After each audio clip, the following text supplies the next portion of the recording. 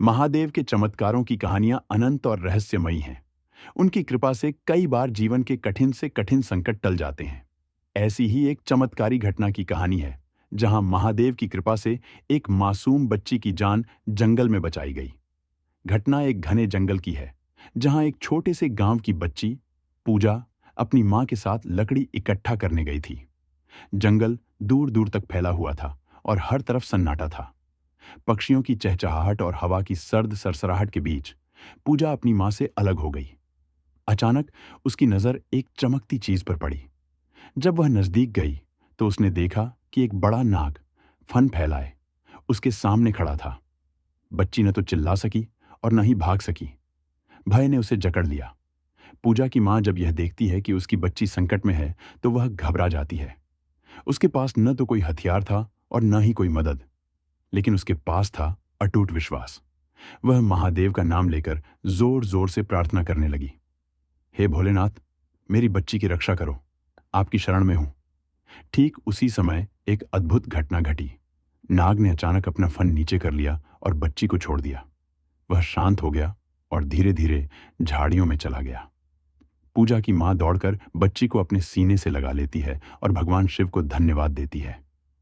इस घटना के बाद मां बेटी ने महसूस किया कि जिस जगह नाग शांत हुआ था, वहां जमीन से एक छोटा शिवलिंग प्रकट हो गया। यह देखकर गांव के लोग भी वहां इकट्ठा हुए। उन्होंने इसे महादेव का चमत्कार माना और उस स्थान पर पूजा अर्चना करने लगे। इस चमत्कार ने गांव के लोगों के बीच शिव के प्रति श्रद्धा को और बढ़ा दिया। यह संदेश फैल गया कि महादेव हमेशा अपने भक्तों की रक्षा करते हैं।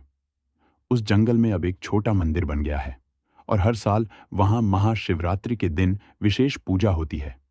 महादेव के चमत्कार हमें सिखाते हैं कि विश्वास और भक्ति से कोई भी संकट टाला जा सकता है।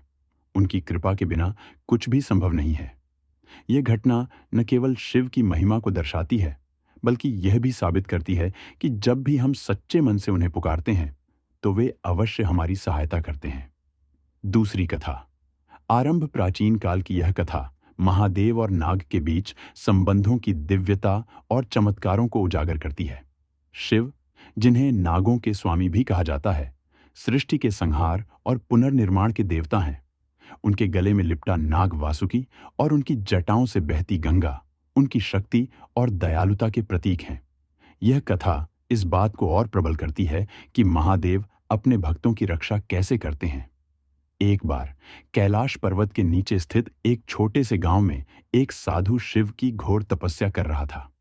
उसने संकल्प लिया था कि जब तक शिव उसे दर्शन नहीं देंगे, वह अन्न जल ग्रहण नहीं करेगा। उसकी तपस्या से तीनों लोग हिलने लगे। लेकिन उसी समय एक भयावह घटना घटी। गांव के समीप एक विशालकाय नाग ने डेरा डाल दिया। नाग का क्रोध इतना प्रबल था कि वह गांव के लोगों को भयभीत कर रहा था। लोग न तो खेतों में जा पा रहे थे, न ही अपने पशुओं को चराने। उन्होंने नाग को प्रसन्न करने के लिए पूजा अर्चना शुरू की, लेकिन उसका क्रोध कम नहीं हुआ। गांव के बुजुर्ग लोग उस साधु के पास गए जो शिव की तपस्या में लीन था। उन्होंने साधु से मदद की गुहार लगाई। साधु ने अपनी आंखें खोलीं और कहा, यह नाग कोई साधारण सर्प नहीं है, यह स्वयं महादेव का दूत है। इसे रोकने के लिए केवल शिव ही हमारी सहायता कर सकते हैं। साधु ने गांव वालों के साथ मिलकर शिवलिंग के सामने महादेव का ध्यान किया। शिव की आराधना से प्रसन्न होकर महादेव प्रकट हुए। उनके प्रकट होते ही नाग ने अपना विशाल फन शिव के चरणों में झुका दिया। गांव के लोग इस दृश्य को देखकर स्तब्ध रह गए। महादेव ने गांव वालों से कहा, यह नाग मेरा प्रिय अनुचर वासुकी है। इसे यहां भेजने का कारण यह था कि तुम सभी अपनी आस्था और भक्ति को प्रबल करो। भय के बिना मेरी आराधना करो। जहां भक्ति होती है, वहां मेरा वास होता है। महादेव ने नाग को शांत किया और उसे आदेश दिया कि वह गांव की रक्षा करे। वासुकी ने महादेव की आज्ञा का पालन किया और वहां से चला गया। इसके बाद गांव में सुख शांति लौट आई।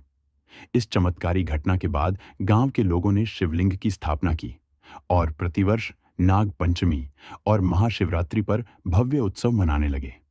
शिव ने यह संदेश दिया कि उनकी कृपा से हर भय का अंत हो सकता है और उनकी भक्ति में असीम शक्ति है। यह कथा हमें सिखाती है कि शिव के प्रतीक नाग केवल भय और शक्ति का प्रतीक नहीं है, बल्कि जीवन और सृष्टि की अनवरतता के द्योतक भी हैं। महादेव की कृपा से कठिन संकट भी टल जाते हैं। तीसरी कथा का आरंभ। महादेव और छोटे बच्चे की कथा। महादेव शिव अपनी दया, करुणा और भक्तों की सहायता के लिए प्रसिद्ध हैं। यह कथा बताती है कि कैसे भोलेनाथ ने एक छोटे बच्चे की मदद की, जो अपने सरल हृदय और मासूम भक्ति के कारण उनका प्रिय बन गया। कई वर्षों पहले एक गांव में गोपाल नाम का एक छोटा बच्चा रहता था। वह अनाथ था और गांव के एक कोने में अपनी कुटिया में अकेला रहता था। उसके पास न तो धन था और न ही परिवार, लेकिन उसके हृदय में भगवान शिव के लिए असीम प्रेम और भक्ति थी। हर दिन वह पास के शिव मंदिर में जाता और शिवलिंग के पास बैठकर अपने मन की बातें करता। उसका कोई विशेष पूजा विधि नहीं थी। वह बस भोलेनाथ से बातें करता, उनके लिए जंगल से फूल लाता और कभी-कभी अपने खाने में से भी भोग लगाता। गांव के लोग गोपाल की भक्ति को समझ नहीं पाते थे। वे उसका मजाक उड़ाते और कहते, तुम इतना भोला हो, शिव तुम्हारी बात क्यों सुनेंगे? तुम उनके लिए कुछ भी विशेष नहीं कर सकते। लेकिन गोपाल इससे विचलित नहीं हुआ। वह भोलेनाथ को अपना सच्चा मित्र मानता था। एक दिन गांव में भारी अकाल पड़ा। लोग पानी और अनाज के लिए तरसने लगे। गांव के पुजारी ने कहा, हमें मंदिर में बड़ा यज्ञ करना होगा, तभी भगवान शिव प्रसन्न होंगे और बारिश होगी। यज्ञ के लिए हर घर से कुछ न कुछ दान मांगा गया, लेकिन गोपाल के पास देने के लिए कुछ भी नहीं था।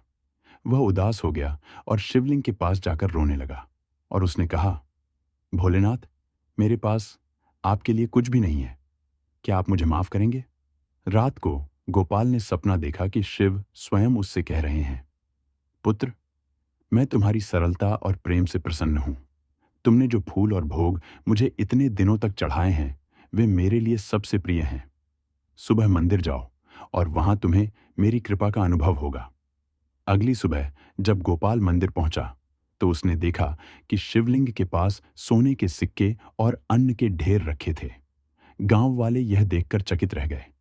गांव के लोगों ने समझा कि गोपाल की सच्ची भक्ति ने शिव को प्रसन्न किया था। उन्होंने गोपाल से माफी मांगी और उसकी सरलता को अपनाया।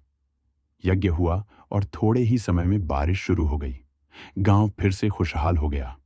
इस घटना के बाद शिव ने स्वप्न में गोपाल को दर्शन दिए और कहा, पुत्र, मैं भक्ति में चढ़ावे या विधियों का मोह नहीं रखता। मैं केवल सच्चे मन और प्रेम की भावना देखता हूं। तुम्हारा निष्कपट प्रेम ही मेरी पूजा है। महादेव और छोटे बच्चे की यह कथा हमें सिखाती है कि भगवान को केवल सच्चे मन और सरलता से प्रसन्न किया जा सकता है। उनका प्यार भव्य अनुष्ठानों से अधिक मासूम भावनाओं और प्रेम में निहित है। भोलेनाथ की यह कथा बच्चों और बड़ों दोनों को यह प्रेरणा देती है कि भक्ति में सबसे महत्वपूर्ण है विश्वास और सच्चाई।